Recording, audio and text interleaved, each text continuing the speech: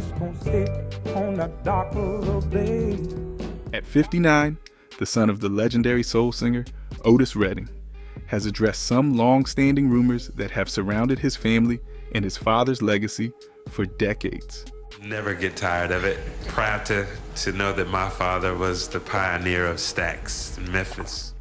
Otis Redding, known for hits like Sittin On, The Dock of the Bay, remains one of the most influential figures in music history. But his sudden death in a plane crash in 1967 left many questions unanswered. Finally, his son has decided to shed light on the truth. Join us as we delve into the shocking revelations and examine the life of Otis Redding. And I need to tell the world that I'm going to write this last song, and I'm going to leave it for the way heavily on their mind. Early life. Otis Redding was born on September 9, 1941, in Dawson, Georgia, to Otis Redding Sr. and Fanny Roseman. He was the fourth of 6 children and the couple's first son. His father was a sharecropper who later secured a job at Robins Air Force Base near Macon, Georgia. Redding Sr. also occasionally preached in local churches, which likely exposed young Otis to religious music and performance early on. When Otis was 3 years old, the family relocated to Tyndall Heights, a public housing project in Macon. This move would prove pivotal to Redding's future as an artist. Tyndall Heights was a predominantly African-American community where music, especially gospel, played a significant role in daily life.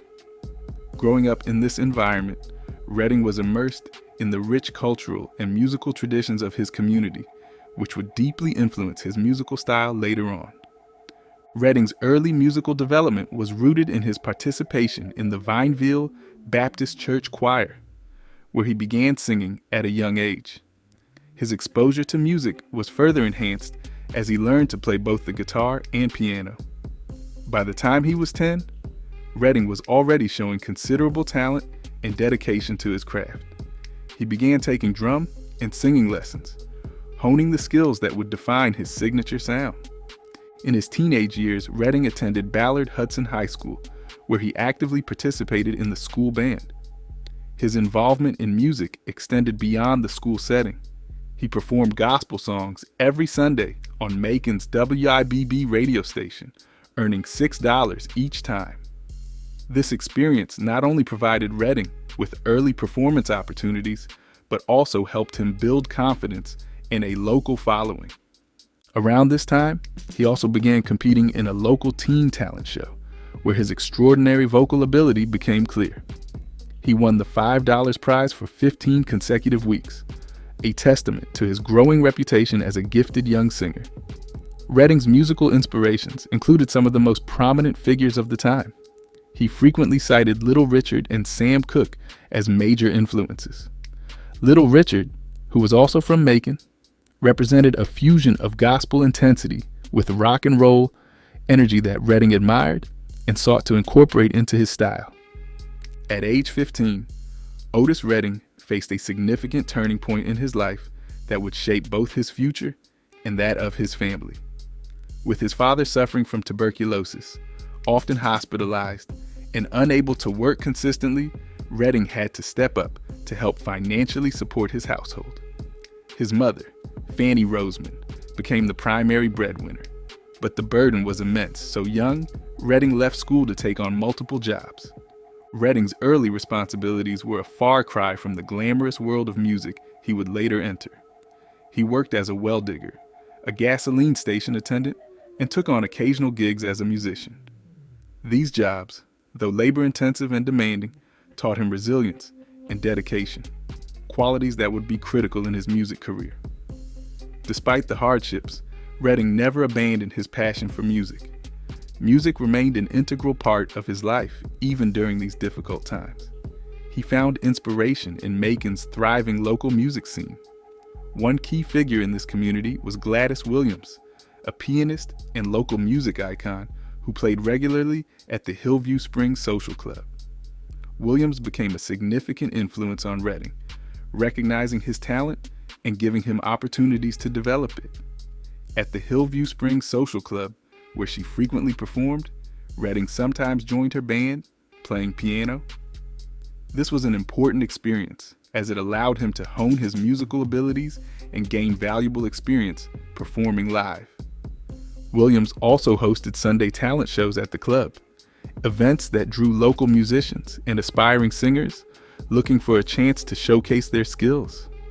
Redding attended these shows regularly, accompanied by his friends, Little Willie Jones and Eddie Ross, both singers who shared his passion for music. These gatherings were more than just social events. They were a fertile ground for creative collaboration and networking. For Redding, they offered an outlet for his burgeoning talent and a way to build a reputation within the local music community. The combination of working several jobs to support his family and pursuing his musical ambitions required tremendous energy and focus. Redding's early experiences as a teenager, struggling to balance responsibility with passion, shaped his character and work ethic. These qualities would later distinguish him in the competitive music industry, where talent alone wasn't enough to guarantee success. His early exposure to performing, combined with the mentorship of figures like Gladys Williams, laid the groundwork for the iconic sound he would develop, a sound rooted in the struggles, soul, and spirit of the South. These arms of mine. Music career. Otis Redding's breakthrough moment came in 1958 when he began participating in a talent contest called the Teenage Party, hosted by local disc jockey Hamp Swain. The contest took place at the Roxy and Douglas Theaters in Macon, Georgia. This event would prove to be a defining chapter in Redding's early career, putting him on a path toward becoming one of the most influential voices in soul music. At the time, Redding was a determined young artist looking for any opportunity to get noticed. The talent contest provided just that. The contest was highly competitive, featuring some of the most promising young talents in the area, and it was a popular event among local audiences. Winning such a contest not only came with a small cash prize, but also with the exposure needed to make connections within the local music scene. During one of these talent shows, Redding's performance caught the attention of Johnny Jenkins, a highly regarded local guitarist who would later play a significant role in Redding's career. Jenkins was in the audience and noticed that while Redding had a powerful voice and strong stage presence, his backing band was lacking in musical proficiency. Sensing the young singer's potential, Jenkins offered to accompany Redding himself. With Jenkins on guitar, Redding decided to perform Little Richard's Heebie-Jeebies, a high-energy rock and roll song that perfectly suited Redding's dynamic vocal style. Little Richard, who was also from Macon, was one of Redding's musical idols, so it was a natural choice for him. The combination of Redding's raw vocal power and Jenkins' skilled guitar playing created an electric performance that resonated strongly with both the judges and the audience. The collaboration was a winning formula, as Redding went on to win the contest not just once, but for 15 consecutive weeks.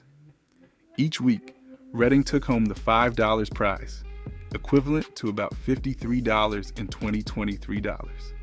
A modest but meaningful reward for a young man trying to support his family while pursuing his dream. More importantly, this period established Redding as a major talent in the local music scene. His consistency in winning the contest also helped build his confidence and stage presence, qualities that would later define his performances on much bigger stages. Johnny Jenkins' role in these early performances was critical. As a seasoned musician, Jenkins provided Redding with the kind of musical support and mentorship that helped elevate his performances. Jenkins would go on to serve as the lead guitarist for Redding during many of his later gigs, and their musical partnership marked the beginning of a fruitful collaboration. These early successes in the talent show circuit were pivotal for Redding in more ways than one. Winning the contest week after week not only provided financial relief, but also validated his aspirations as a musician. It gave him the momentum and local recognition needed to pursue larger opportunities. Additionally, Redding's success in the contest led to more local performances and eventually brought him to the attention of key figures in the music industry, setting the stage for his entry into professional recording. At age 18, Otis Redding's life began to take shape both personally and professionally. During this time, he met 17-year-old Zelma Atwood at a local talent show event called the Teenage Party, where young musicians and performers from Macon gathered. The event, which had already been a significant stepping stone in Redding's career, also became the setting for one of the most important relationships in his life. The connection between Redding and Zelma quickly deepened, and within a year, they became parents, when their son Dexter was born in the summer of 1960. The couple officially married in August 1961, marking the start of a family life that would grow to include 4 children: Dexter, Demetria, Carla, and Otis III. While Redding's personal life was evolving, his career was gaining momentum. His talent was evident to everyone who heard him perform. And soon, he was invited to replace Willie Jones as the lead singer of Pat T. Cake and the Mighty Panthers, a band that featured Johnny Jenkins on guitar. This opportunity was a significant step up for Redding, allowing him to showcase his powerful voice as the frontman of an established group. The band was active on the Chitlin Circuit, a collection of venues across the southern United States that provided safe and welcoming spaces for African American artists to perform during the era of racial segregation. The Chitlin Circuit was essential for many black musicians, offering them opportunities to refine their craft and build a following, despite the oppressive conditions of the time. Redding's time with Pat T. Cake and the Mighty Panthers was crucial in honing his stage presence and performance skills. Touring the Chitlin Circuit was demanding, but it gave him the experience needed to survive and thrive in the highly competitive world of music. It also exposed him to different musical styles and connected him with influential figures in the industry. However, as Johnny Jenkins' popularity grew, he left the band to become the featured artist with another group called the Pine Toppers. Jenkins' departure marked a turning point for Redding, who began to step out more as a solo performer. Around this time, Redding met 2 individuals who would play critical roles in his career development: Phil Walden and Bobby Smith. Walden was a young, ambitious entrepreneur who would go on to found Phil Walden and Associates, a company that would later become a key player in Redding's career. Walden was deeply impressed by Redding's talent and began working with him, initially managing his bookings and later guiding his recording career. Their partnership would prove to be one of the most significant in the history of Southern soul music. Bobby Smith, who ran a small independent label called Confederate Records, was another key figure in Redding's early career. Confederate Records was a modest operation, but it provided an opportunity for Redding to get his music out to the public. Redding recorded a single for the label titled Shout Bamalama, a high-energy track that was essentially a rewrite of one of his earlier songs, Gamma Llama. The single, backed with Fat Girl, was credited to Redding and his band, Otis and the Shooters. While neither song became a major hit, they were significant in establishing Redding as a recording artist and helping him build his reputation in the regional music scene.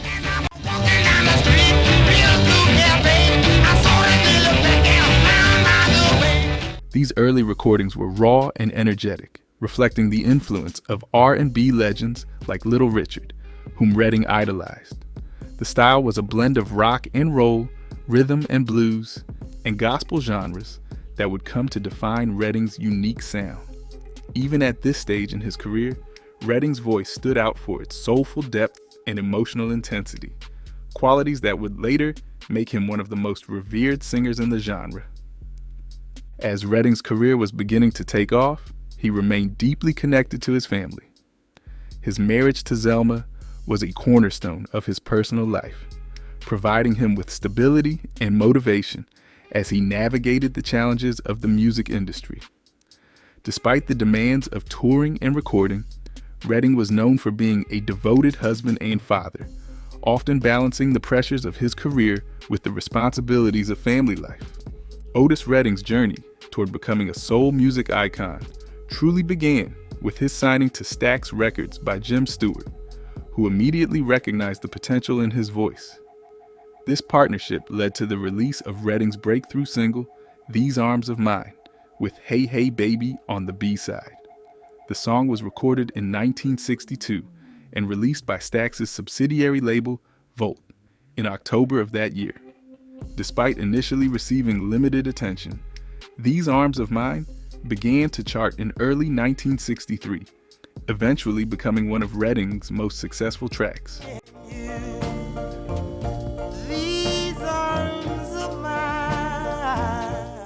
The song's success was significant, selling more than 800,000 copies and solidifying Redding's presence in the R&B scene. Its heartfelt, soulful delivery showcased Redding's unique ability to convey deep emotion through his singing, a characteristic that would define much of his career. The success of These Arms of Mine set the stage for the recording and release of Redding's debut album, Pain in My Heart. The album included songs from the 1962 to 1963 recording sessions, combining both original tracks and covers. In June 1963, Redding recorded That's What My Heart Needs and Mary's Little Lamb, two tracks that offered different stylistic approaches. Mary's Little Lamb was notable for being the only Redding track from this period to feature both background vocals and brass instrumentation. However, despite its unique arrangement, it became one of Redding's worst-selling singles, a rare misstep in his otherwise impressive discography. The title track of the album, Pain in My Heart, recorded in September 1963, sparked controversy due to its close resemblance to Irma Thomas's Ruler of My Heart. This similarity led to copyright issues, but despite the legal complications, the song was included on the album, which was released in March 1964. The single Pain in My Heart performed well on the charts, peaking at number 11 on the R&B chart and number 61 on the Billboard Hot 100. The album itself reached number 103 on the Billboard 200, a respectable achievement for a debut release, especially considering that it was recorded in a time when mainstream success for African American artists was limited by segregation and discrimination in the music industry. Redding's growing success brought him opportunities beyond the studio. In November 1963, he traveled to New York to perform at the legendary Apollo Theater, an essential venue for any rising African American musician. The occasion was significant, as the performances were being recorded for a live album to be released by Atlantic Records. Redding's trip to New York was both exciting and challenging. He was accompanied by his brother Rogers and his friend Sylvester Huckabee, a former boxer and childhood companion.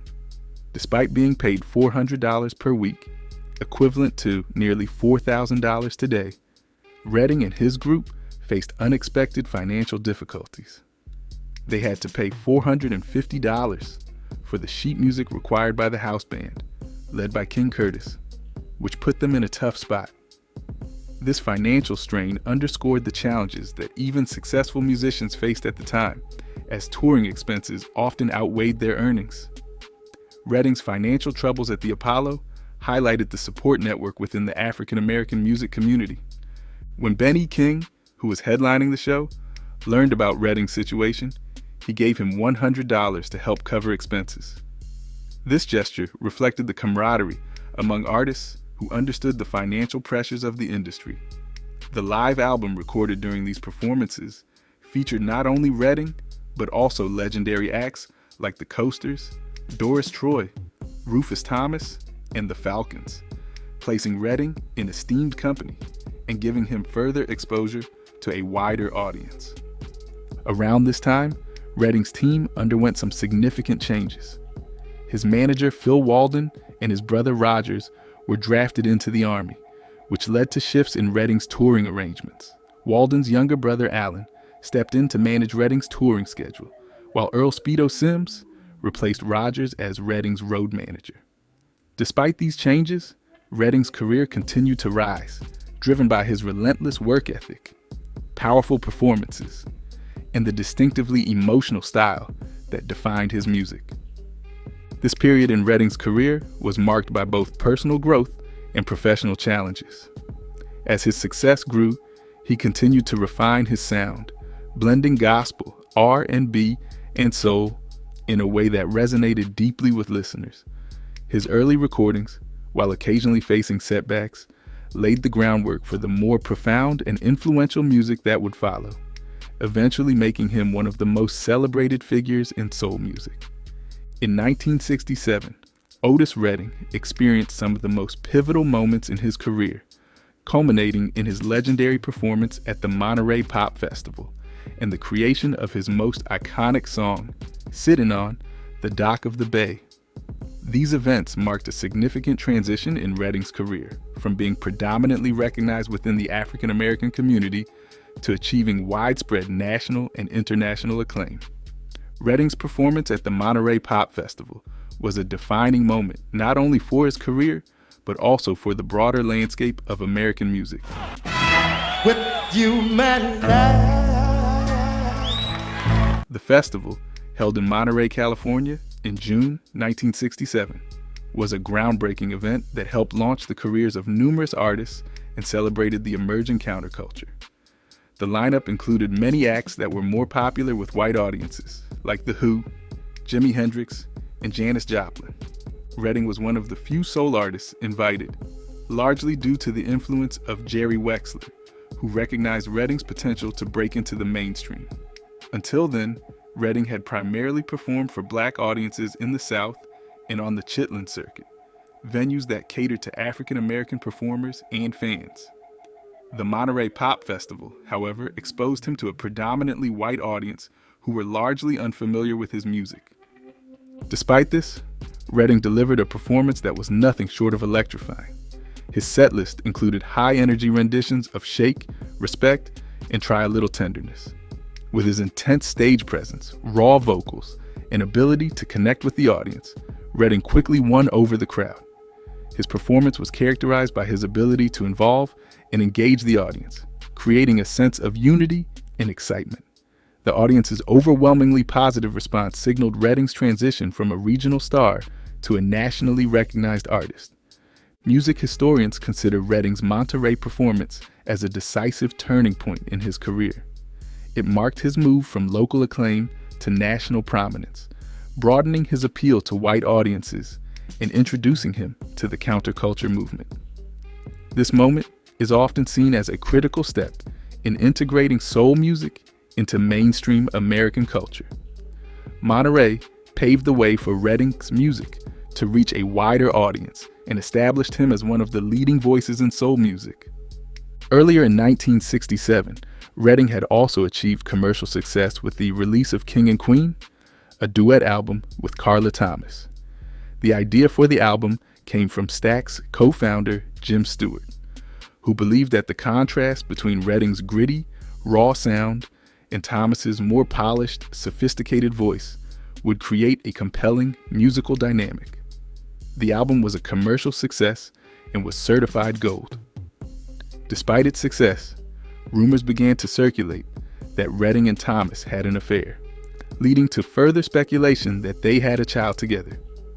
Although these rumors were never substantiated, they created a stir at the time. However, Redding's wife, Zelma, remained steadfast in her love and commitment to her husband. Despite Redding's busy touring schedule, which often kept him away from home, Zelma noted that he always made an effort to stay connected, regularly calling to check in on her and their children. Their relationship endured through the challenges of fame, and their bond remained strong until the end of his life. In December 1967, shortly after returning from a successful tour of Europe, Redding went back into the studio at Stax Records in Memphis to record what would become one of his most enduring hits, Sittin' On, the Dock of the Bay. The song marked a departure from Redding's usual style, incorporating elements of folk, rock, and pop, which was a stark contrast to his traditional soul and R&B sound. Redding was inspired by the Beatles' groundbreaking album, Sgt. Pepper's Lonely Hearts Club Band, and wanted to experiment with a similar approach. However, this shift in musical direction was met with resistance from those around him. His wife, Zelma, disliked the song's atypical melody, feeling it was too different from what fans expected of Redding. The Stax crew was also apprehensive. Jim Stewart, the label's co-founder, felt that it didn't fit the R&B mold that had brought Redding success, while bassist Donald Duck Dunn feared it would harm Stax's reputation as a premier soul label. Despite the pushback, Redding was confident in his vision and believed that Sittin On, The Dock of the Bay, was one of his best works. He saw it as an opportunity to broaden his artistic range and reach new audiences. The song's contemplative lyrics, which reflected themes of isolation and longing, were inspired by Redding's time spent in Sausalito, California, where he would sit and watch the bay. The recording session for the track also featured one of its most iconic elements, the whistling at the end. Redding either forgot Steve Cropper's original fade-out rap or chose to replace it with whistling as a unique and spontaneous addition. This improvisation would become one of the song's most recognizable features, Sittin On. The Dock of the Bay was a bold step in Redding's career and demonstrated his desire to evolve as an artist. Tragically, it would be the last song he recorded. Death and Legacy. By 1967, Otis Redding had achieved significant success and was traveling extensively with his band, including using a Beechcraft H-18 airplane for their journeys. This small twin-engine aircraft was commonly used by performers to navigate between venues and cities, providing the convenience of rapid travel. However, it was also a source of risk, especially when weather conditions were poor. On December 9, 1967, Redding and his band appeared on the Upbeat television show in Cleveland, which was an important exposure opportunity for them. Following their television appearance, they performed 3 concerts over 2 nights at Leo's Casino, a club in the city. The club performances were well received and added to their busy tour schedule. After these shows, Redding was scheduled to head to Madison, Wisconsin for a concert the following day at the Factory nightclub, located near the University of Wisconsin. Despite the anticipation of the Madison performance, the weather conditions were challenging. The forecast predicted heavy rain and fog, which would create hazardous flying conditions. These adverse weather reports, coupled with the inherent risks of small aircraft travel, were a concern. Nonetheless, the band and their pilot, Richard Fraser, decided to proceed with their travel plans. On the evening of December 10, 1967, the Beechcraft H-18 took off from Cleveland for Madison. The flight encountered poor visibility due to fog and rain, complicating navigation and increasing the risk of an accident. As the plane approached its destination, Truax Field, in Madison, pilot Fraser radioed air traffic control for permission to land. Shortly thereafter, the aircraft crashed into Lake Monona, which is located near the city. The crash was sudden and devastating. Ben Cawley, the only member of the Bar-Kays who survived the accident, was sleeping when the impact occurred. He woke just before the crash and saw his bandmate, Phelan Jones, looking out a window and expressing distress. The last memory Cawley had before the crash was unbuckling his seatbelt. He found himself in the frigid waters of Lake Monona, clinging to a seat cushion to stay afloat. As a non-swimmer, Cawley was unable to rescue the others from the water, adding to the tragedy of the incident. The cause of the crash was never definitively determined. Various investigations were conducted, but no conclusive findings were made regarding the exact reasons behind the plane's failure. The crash claimed the lives of Otis Redding and several other individuals on board, including 4 members of the Bar-Kays: guitarist Jimmy King, tenor saxophonist Phelan Jones, organist Ronnie Caldwell, and drummer Carl Cunningham. Additionally, their valet Matthew Kelly and pilot Richard Fraser were also killed. The body of Otis Redding was recovered the day after the crash, following an extensive search of Lake Monona. The tragic loss of Redding, along with the other victims, was a profound blow to the music world. Redding had been at the height of his career, and his potential was still largely untapped. His death cut short a career that was poised to make even greater impacts on the music industry and beyond. Redding's untimely death was a significant loss to the world of soul and R&B music. His contributions to the genre had already begun to shape the landscape of American music, and his work was influential to countless artists who followed. The legacy of Otis Redding, marked by his powerful performances and innovative recordings, continues to be celebrated, ensuring that his impact on music endures even decades after his tragic death. Sittin' On. The Dock of the Bay, released in January 1968, marked a monumental achievement for Otis Redding. The song was Redding's only single to reach #1 on the Billboard Hot 100, and it holds the distinction of being the first posthumous #1 single in U.S. chart history. This was a remarkable milestone, not only because of the song's success, but also because Redding's death in December 1967 meant he did not live to see its chart-topping success. The track, written by Otis Redding and Steve Cropper, was recorded in November 1967 and released just a month later. Redding was inspired by the Beatles' Sgt. Pepper's Lonely Hearts Club Band, which influenced the more experimental, introspective nature of the song. The Dock of the Bay features Redding's soulful vocals, accompanied by a distinctive whistling solo that Redding included either as a spontaneous addition or as an intentional tribute to a fade-out rap that he had forgotten to record. The song's reflective lyrics and mellow sound marked a departure from Redding's previous work, showcasing his range and evolution as an artist. The song's release was timed perfectly to resonate with a broader audience, leading to its commercial success. It sold approximately 4 million copies worldwide and received more than 8 million airplays, solidifying its place in the musical canon. The track's universal appeal, combined with Redding's emotional depth and the song's melodic simplicity, contributed to its widespread popularity. In addition to its success as a single, the album The Dock of the Bay, which was released posthumously in 1968, became the first posthumous album to top the UK Albums Chart. The album featured a collection of recordings that Redding had completed before his death, including the titular track. Its success reflected the enduring impact of Redding's music and the deep connection listeners felt with his work. The legacy of The Dock of the Bay continued to influence modern music long after its initial release. In 2011, Kanye West and Jay-Z released Otis as a single from their collaborative album, Watch the Throne. The song was produced by West, who sampled Redding's version of Try a Little Tenderness. In Otis, West and Jay-Z paid homage to Redding by incorporating elements of his soulful sound into their contemporary hip-hop track. The inclusion of Redding's work in a modern context highlighted the lasting influence of his music and the way it continues to inspire and shape various genres. Otis Redding is often hailed as the King of Soul, a title that has also been attributed to other pioneering figures in the genre, such as James Brown and Sam Cooke. Redding's designation as the King of Soul shows his immense influence and enduring legacy in soul music.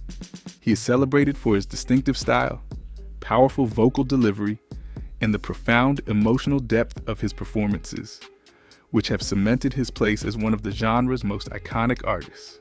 Redding's style was a quintessential example of the Stax sound, a hallmark of the Memphis-based Stax Records label, known for its gritty, raw, and emotionally charged soul music. His lean, powerful singing voice and open-throated technique were central to this sound, characterized by a deep, resonant tone and a passionate delivery that could convey both vulnerability and strength. Redding's use of tremolo and vibrato, combined with his electrifying stage presence, created a unique and compelling musical persona. His performances were marked by a manic energy that captivated audiences and left a lasting impression. One of Redding's notable contributions to soul music was his use of vocal interjections and expressions, such as gotta, gotta, gotta, which added a dynamic, spontaneous element to his performances. These interjections, some of which were inspired by Sam Cooke, became a signature part of Redding's style and helped to distinguish his music from that of his contemporaries.